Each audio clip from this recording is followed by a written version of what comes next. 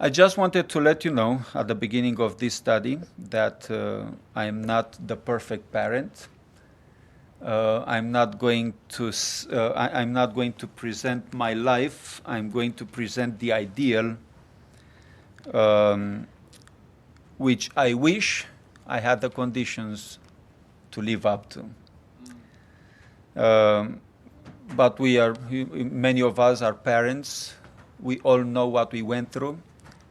And I want to let you know that the Lord is merciful unto us, and He can save our children even though the circumstances in our lives did not allow us to raise them the perfect way.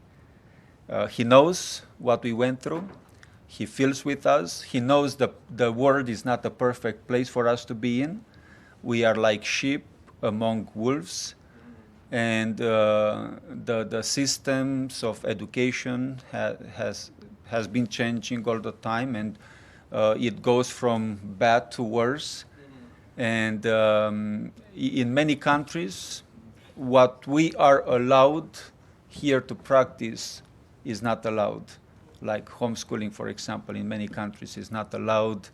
You have to send your children to school. And not only that, but our personal circumstances may be different from one family to another. So I don't want these studies that we are having to feel like you haven't done your best.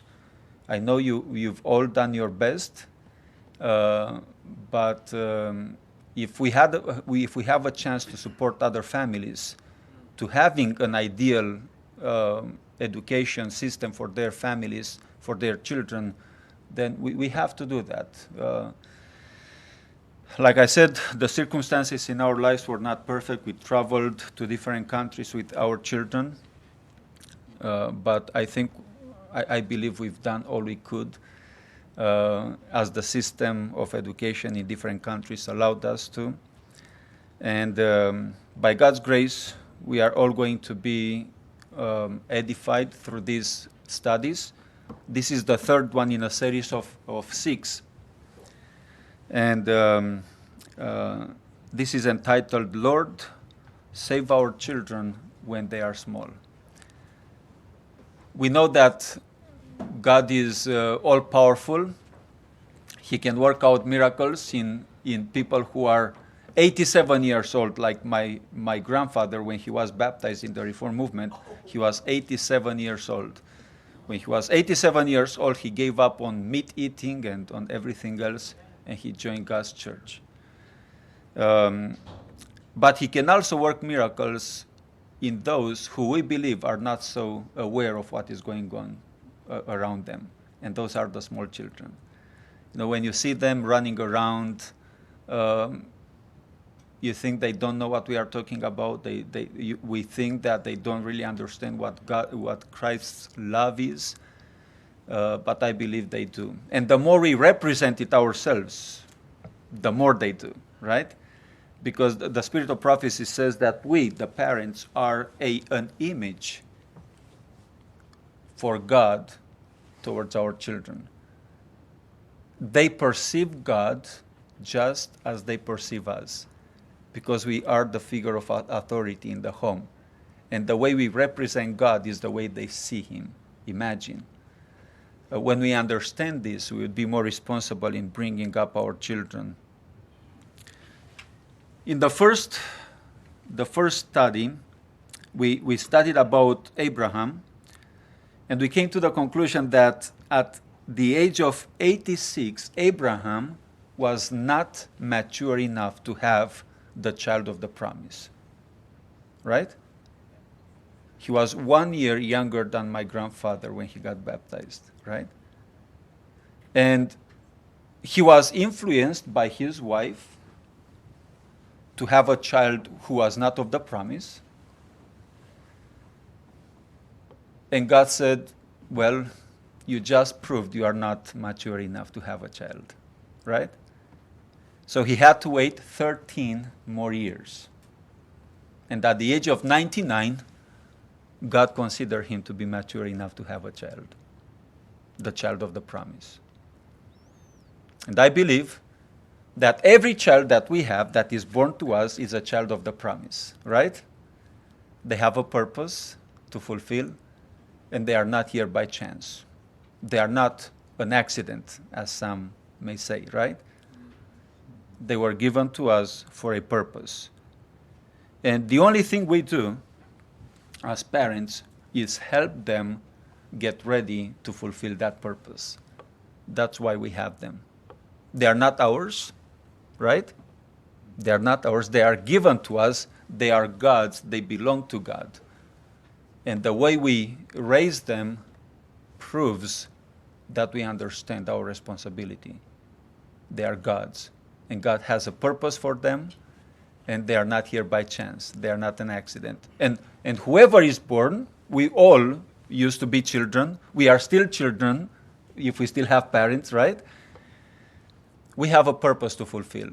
And if we have grown up to the age of 45 or 70 or 87 and we haven't yet understood what our main purpose is, it is not too late. Like I said, my grandfather decided that at the age of 87, his purpose, God's purpose for him was to be baptized into the Reform movement, and he did it.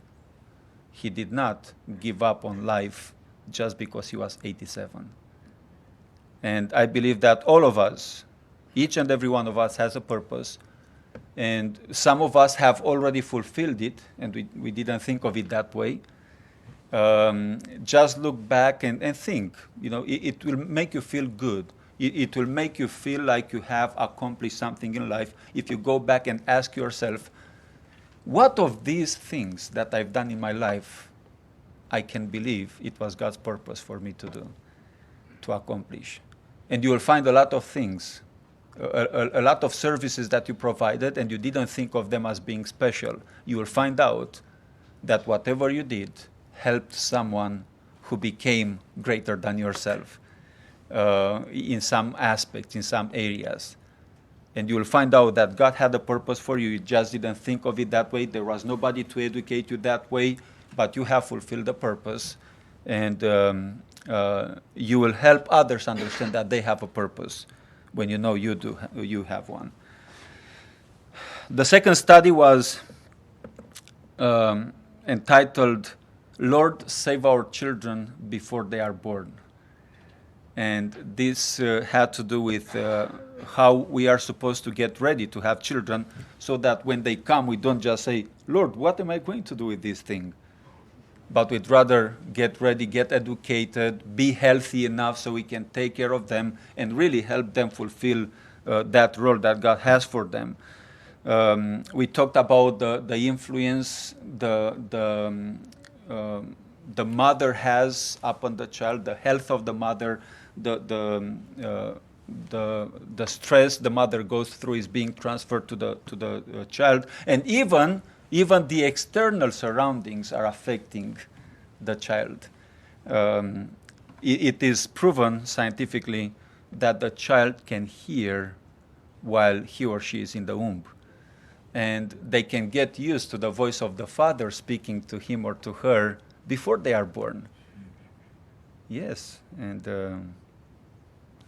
I used to talk to my children all the time before they were born. No wonder they started looking for me right away.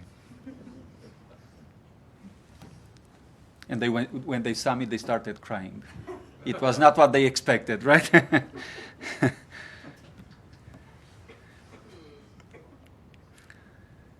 So today that the children have arrived, right? We are not going to be surprised, and we are not going to we are not going to get scared about it, but we actually start our work. I recently started learning a little bit about beekeeping. And I couldn't help but notice how much it is being invested in the care of the queen. You know that every beehive has a queen, right? And if the beehive doesn't have a queen, the bees gather together and they decide which bee they are going to make a queen, which cell, right? And they invest so much in that that the queen grows bigger than the others. It is protected in a shell. It's like a peanut, and in a cell. It stays there until she is ready to come out. And she does not become a queen until she goes out in the mating fly, right? And then she comes back and becomes the queen. But everybody protects the queen. You know what the reason is? What the work of the queen is? The only work of the queen is to lay eggs. And they feed her in a distinct way, in a distinct manner, so that she becomes strong, that her immune system is strong enough so she can lay more eggs and more eggs. They are investing in the future of the hive, in the babies. I didn't know this when my children were small, but I learned naturally that the mother is very weak. And I learned that if men had to go through what the women go when they give birth, they would die instantly. I mean, they faint even seeing them suffering, you know? I mean, many of them faint when they see the mother, giving birth. Women could not take it. So I learned about it before. I actually read a book even before I got married, and I become conscious of what they go through. So I decided that I would take care of my wife. Because if I take care of my wife when she has a baby, I know that my babies will do well, right? And the queen in the hive does not do anything else but lay eggs. She is a stay-at-home queen, right? She is not collecting. She is not going out working, providing for the hive. No, she stays. She is a stay-at-home queen. Isn't that what Sister White calls the mothers? The queens who don't have a job, who don't have the responsibility of providing, but their main job, their main purpose is what? Take care of the children. And the job of the father is to take care of the queen so that the queen's immune system is strong enough to be able to put up with everything that the children bring when they come, right? And I don't want to boast, or to seem proud, but I don't remember, it might have been, but I don't remember even one time when I was at home that I woke up my wife at night to take care of the babies. Not even one time. When they were crying, I was the one getting up, making sure they were okay, and in the morning, she didn't even know she had fed them. And one day, she was holding a pillow in her arms, and I said, "Hey, please give the baby to eat." And she said, "I'm doing it already." But she was holding a pillow, right? Nice memories. I learned from her grandma how to take care of her, and it was good times. I wish I could have done better, and more, but I had to travel a lot. So today we are going to study about how our children can be saved when they are small. And remember, I mentioned in the previous studies that when we are praying to God, God save our children, what is His answer? Is He going to assure us that our children will be saved, or is He going to say, let's do it together? I think He's going to say, let's do it together, right? And God is so merciful that even when we give up, He still takes care of our children. And some of our children are saved not because we listen to the instructions and we practice them. It is because God is all merciful. And when our children grow, they make good decisions, right? But we have a role to play, and God is calling us to fulfill it by His grace.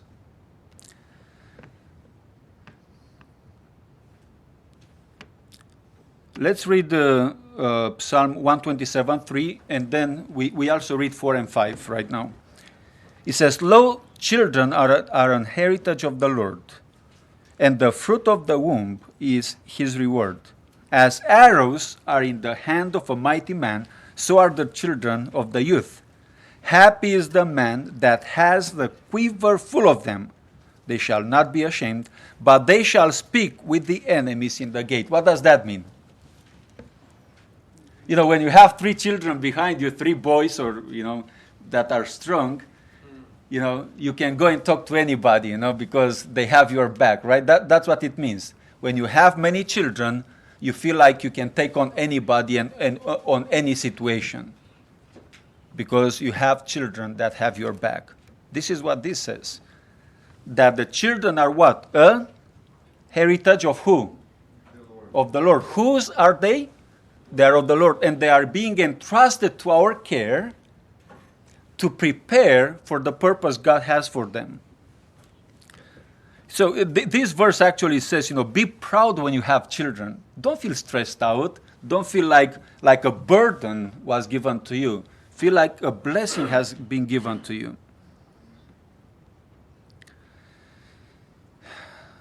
In Child Guidance, page 17, the Spirit of Prophecy says, "Upon all parents, there rests the obligation of giving physical, mental, and spiritual instruction."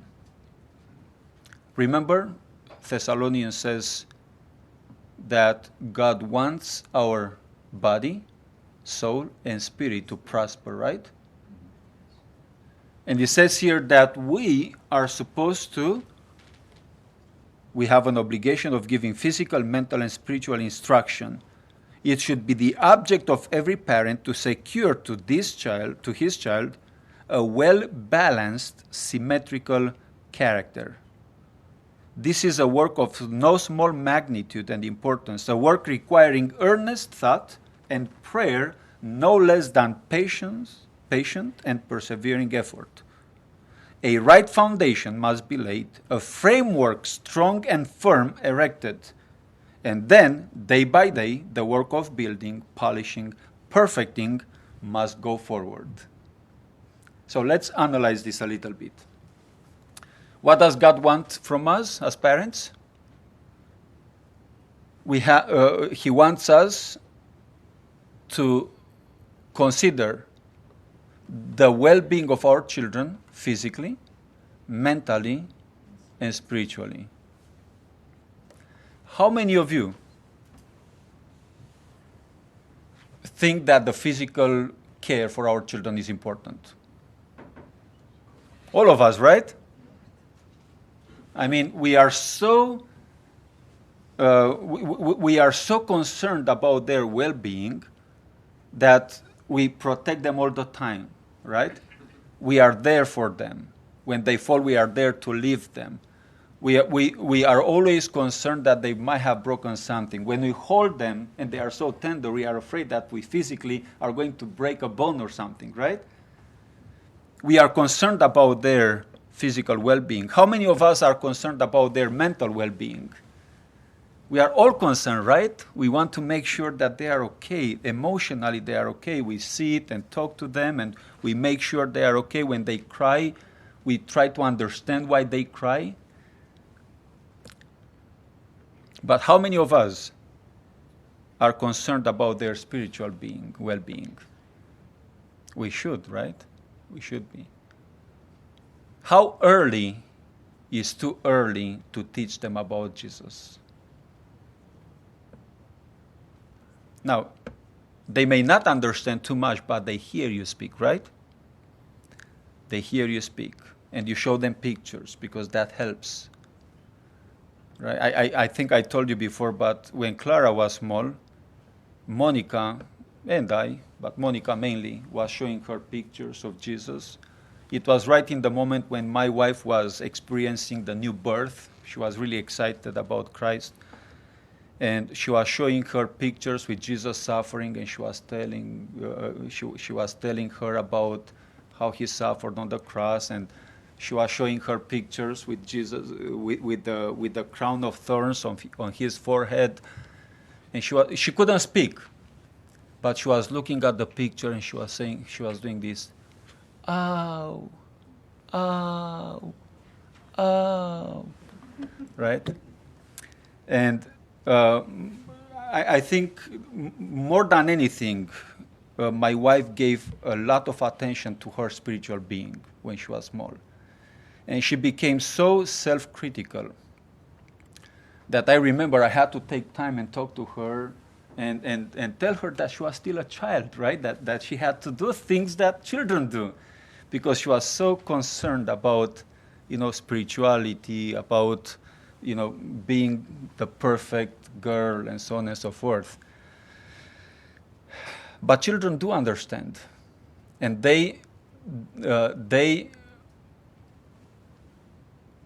start growing a sense of responsibility as we teach them, and they form their personality based on what you are teaching them. And what you insist on is what they are going to insist on as they keep growing. It's very interesting. And we all know, there are just a few of us who don't really know what it means to take care of the children, and maybe Brandon is one of them. But he agrees with me, right, Brandon? Of course. Because, you have a younger brother than yourself, and we all know that the way we train our children is the way they grow up to be. They have a very good chance to do so. It says here, a right foundation must be laid. What is the right foundation? Physical, mental, and spiritual foundation. And then when that foundation is laid, as years go by, you keep laying on what? On the same foundation. If the foundation is not good, where are you going to place the rest of the bricks or the rest of the wood frame? You are not going to be able to. But if you lay a good foundation, and according to Sister White, the good foundation is laid when? Up to what age? 7 years, right? And then you start building up. It's very interesting. What is the modern error today? Also in child guidance, it says parents send their children to school, and when they have done this, they think they have educated them. Right? But unconsciously or subconsciously, we are actually getting rid of them. That's what we do. Because they are in the way of our development, personal development, family development, financial success, right? Isn't that what children are thought to be by many successful parents? Yes or not? And when I say successful, I'm referring to business-wise. I'm referring to financial success. I'm not referring to successful life. I'm a pastor. I don't think of it as a profession, but it is what I do every day. It is what I'm focused on. And for many years, I believe I got it wrong. In the sense that I thought that when you put God first, you put His work first, and then follows family. Is that so? What comes first? First comes God, right? Then family, and then other missionary work, right? Am I right or wrong? What is our first missionary field? The family, right? So, but I was educated that God was one with His work and with the church, and that I was supposed to take care of the church first and then of the family, because church was God. It was until Carlos was about 3 years old when I realized that I had to change priorities. We had worked really hard to start a new church. It's not in Las Vegas, right? So don't associate it with Las Vegas, but because that was the most recent. But we were working really hard to start a new church, which was 7 hours away from our home. And to make sure that this group was going to work, we had to go there every weekend, 7 hours one way, and then 7 hours come back. And since there was no member there, I had to take my family with me so that at least 2 or 3 are there. We were singing, we were preaching, we were doing everything. And we were dealing with visitors, with people who had left churches that were 200 members or 150 members churches, and their children had friends in those churches. And now the parents understood that the Reform movement is the true church of God, and they wanted to be part of the Reform movement. But then they wanted the children to come to the Reform movement as well. And how do you create such an atmosphere that the children don't feel the need to go back to their churches, right? And, by God's grace, it all worked out because I was going with my family. My children were making friends with the children of the families. We were having a really beautiful atmosphere. In the end, 12 of them decided to get baptized right away. And I said, man, this is what I call success, right? I mean, you start a new group, and you don't even start it with 2 or 3 members. You start it with 12, which is not a group, it's actually a church. You start feeling good about the success you had. So after the baptism, the new members called me up, and I thought, well, they are calling me to say, thank you for your efforts, and So they called me and they said, remember when, right before the baptism, your son, who was 3 years old, your son splashed his grandma with water. And they called my attention, right? That my son, 3 years old, was disobedient to the grandmother, who had asked him to come out of the water, right?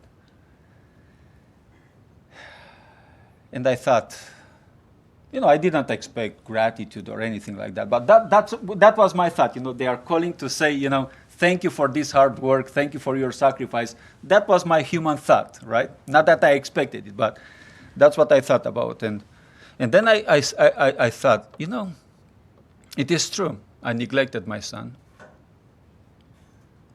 but I did it for them. That was my thought, right? I neglected my son, but it was because I had to be there all the time, help them out, prepare them for baptism. And in the end, was I successful in my first missionary field? No. Could I rejoice in the success that I had because I brought 12 souls to the church? No. Because my concern was now my son. So it was then, he doesn't even know, but it was then. He changed my life, right? Because of that moment, I hadn't realized it, and if these brethren hadn't called my attention, I wouldn't have realized that I was actually neglecting my first missionary field for a secondary one. So I decided that it was God first, then my family, and then the rest of the missionary field. I haven't done everything perfectly since then, but something changed in my mind, and priorities have changed a little bit. Again, it's not the perfect way, but it was the way I felt like I had to act. And I gave more attention to my family. So you send children to school, and then you think that you educated them. Is that how we educate our children? What is education actually? I read somewhere saying, I think the Spirit of Prophecy mentions it, not with the same words, but it says education is what remains after what has been learned is forgotten. That's what education is. Education is what remains after what has been learned is forgotten, which is in reality character, right? That's what education is. Investing in what remains, not invest in what is going to be forgotten. Because if you teach a child theory, that theory is going to be forgotten one day or another, right? But what remains is what really is education. And I believe that we as parents have to invest more in what remains rather than in what goes away. We believe academics is important, right, Brandon? Otherwise, you couldn't have the job you have. But is it the most important? Is it the most important? It's not the most important. The building of characters is the job God has given us. And I believe that children can survive on their own when this foundation is placed. They will surpass us academically if we invest in what matters, really, and in what remains, not what is being forgotten. You know, I went to the missionary school and I learned a lot. But when I went out in the field, I realized that what you are is more important than what you know.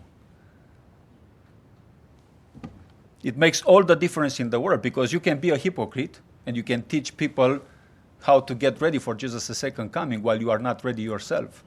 And what you are is more important than what you say to people.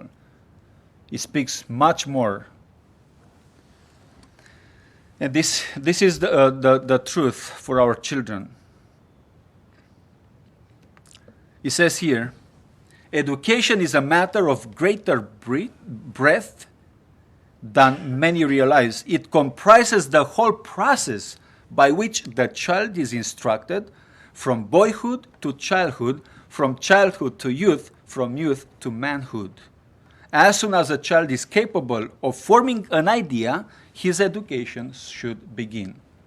And education, I'm not referring to academics, I'm referring to the real education, the education that remains.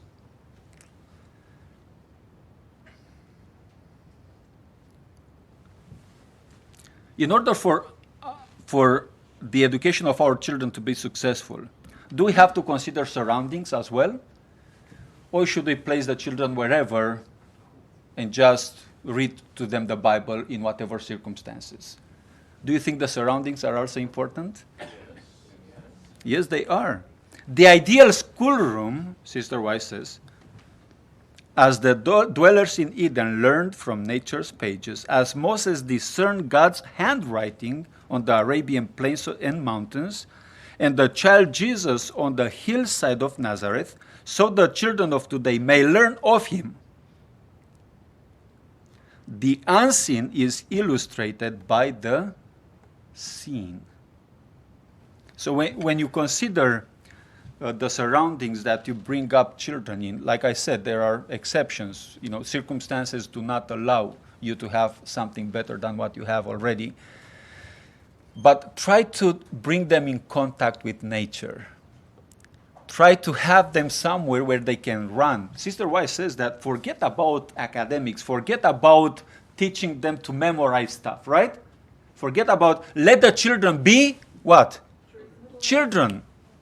But I don't know why, it was in my case as well, we feel proud when our children can recite a bunch of Bible verses.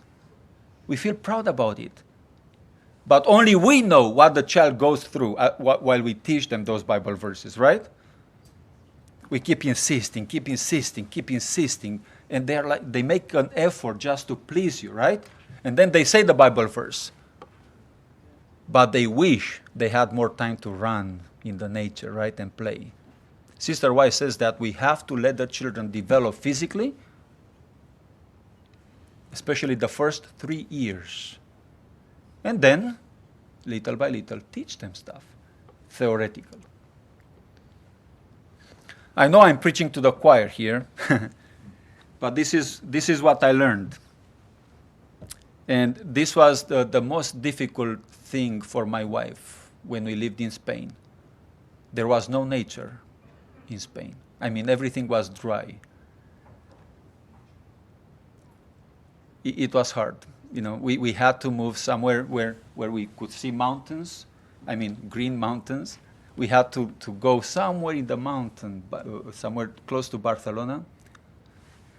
And we had to live there. But when we got there, we realized that the houses were very close together anyway. You know, you didn't have, we found a place, and I'm not exaggerating, we went walking and hiking, and we found a place with green grass in the summer, a small place. And we took our blanket and put it down and sat on it, but we stood up right away because there was hard and dry grass underneath that would not allow, they were like thorns.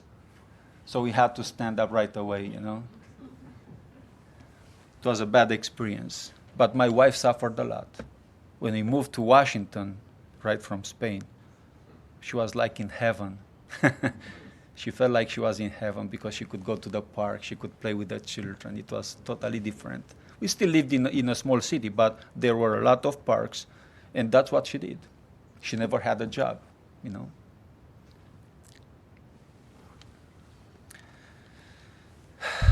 The schoolroom is important.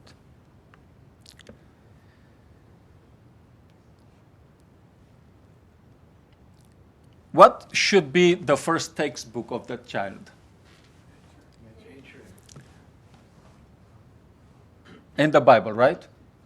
The nature first, because they run in nature, they learn, you know, they stop and they look. We still have videos of Clara and Carlos looking at this worm, you know, crawling on the ground, and they were following, and they were asking all sorts of questions. And it's so amazing how children are mesmerized by nature, right? It's like they are part of it. You take them to a city and they feel scared. You take them to nature and they feel free. They run and they play. They don't see danger. They don't sense danger. You have to make sure they are okay. But they would go anywhere as long as it is nature. They don't like man-made stuff, right? They prefer nature. But we teach them to get used to man-made stuff, and they get used to it, and that's okay. And in the end, they will prefer city because it's more comfortable. But in reality, they love more nature than anything else. And they grow more naturally when we do that. The first textbook is nature. And the second textbook is what? The Bible. Should the Bible be just a subject in the school, or should the Bible be the basics? I mean, the base of the school. It shouldn't be just a subject, you know, isolated there, you know, teach them a little bit. According to what I read in the Spirit of Prophecy and in the Pioneers books and in the from the School of the Prophets, I learned that the Bible was actually the main textbook they were using. They were learning math from where? History from where? So all the subjects were actually based on the Bible.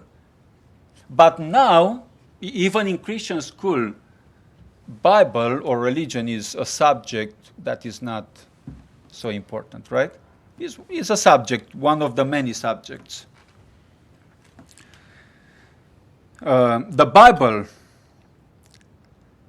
builds character, and this is from the Spirit of Prophecy.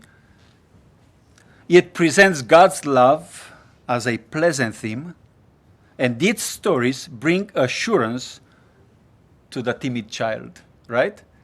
When the child is timid, when you read stories about David and Goliath, what does this bring?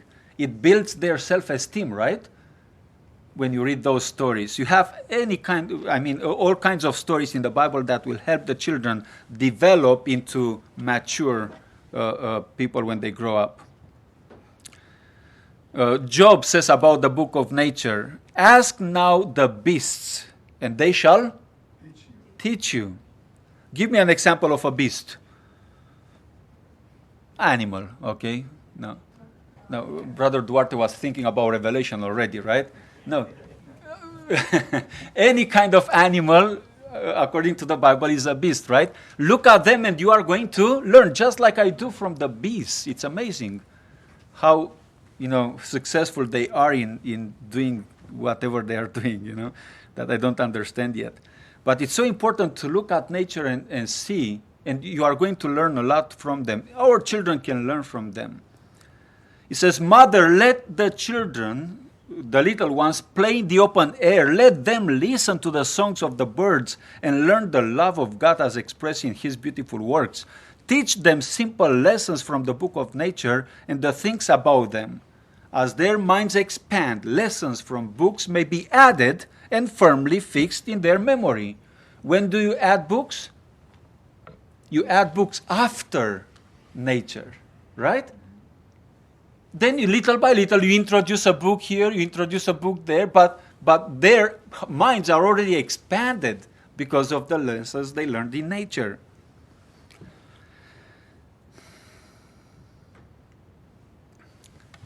The heart not yet hardened by contact with evil is quick to recognize the presence that pervades all created things. Wow, this is amazing. So the heart that is not yet hardened by contact with evil, which is the children, right, is quick to recognize the presence that pervades all created things. It's amazing. We don't perceive it, but the children are already, wow, look at that. Oh, look at that. And what do they see? Well, they perceive them because they are not in contact with evil yet, right? But we are so used to evil that we can't see the beauty in nature anymore. The Bible, or the nature, was used as a textbook in Eden, wasn't it? Nature illustrates Bible lessons, points us from nature to the God of nature, and nature study strengthens the mind, says the Spirit of Prophecy. I don't have time to read everything.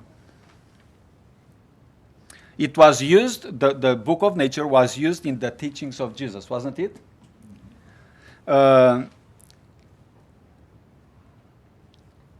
It speaks about God's loving character. It speaks about God's perfection. It speaks of the Creator and the Sabbath, right? When you tell the children about the creation of this nature, what do you speak about together with it? You speak about the day of rest, don't you? So you speak about the Sabbath when you have the children in nature. What subjects do you teach in this school? In the family, in the school of the family? What subjects are you supposed to teach? Helpfulness, says the Spirit of Prophecy. You teach the child to be helpful. When you teach them, when you cultivate the soil, what do you teach them? You teach them the laws that govern the growth of, you put in a seed, and from the seed grows the plant, and the plant brings up about more seeds and fruits with seeds in them. So you teach them the laws, about the laws of nature.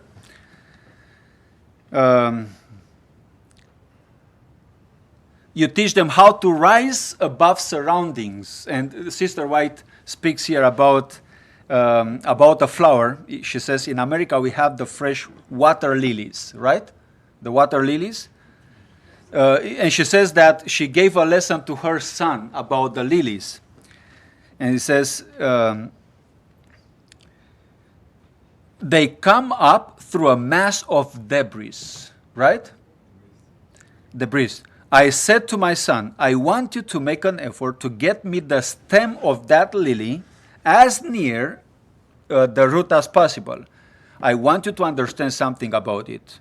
He drew up a handful of lilies, and I looked at them. They were full of open channels, and the stems were gathering the properties from the pure sands beneath, right?